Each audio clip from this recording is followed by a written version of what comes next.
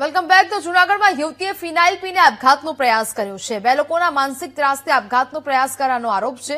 ધવલ ઉર્ફે ભૂરો અને જ્યોતિ મેસવાણીયા સામે ગંભીર આક્ષેપો છે।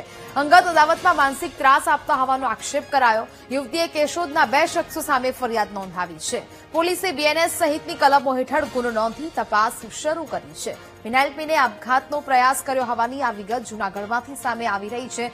માનસિક ત્રાસ આપવા બદલનો જે ગુનો છે તે નોંધવામાં આવ્યો છે। અંગત અદાવતમાં માનસિક ત્રાસ આપતા હોવાના યુવતી દ્વારા આક્ષેપ કરવામાં આવ્યા છે। યુવતીએ કેશોદના 2 શખ્સો સામે હાલ સમગ્ર મામલે ફરિયાદ નોંધાવી છે।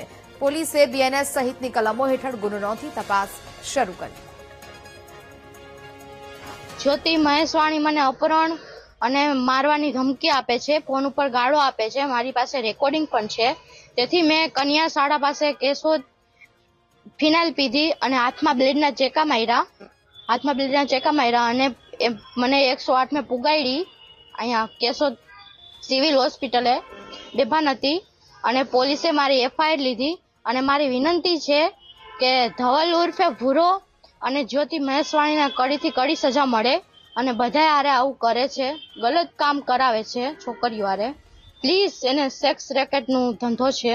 મારો આ કોઈ લાઈન નથી, હું એસબીઆઈમાં જોબ કરું છું। પ્લીઝ એને વિનંતી છે કે એને પકડો।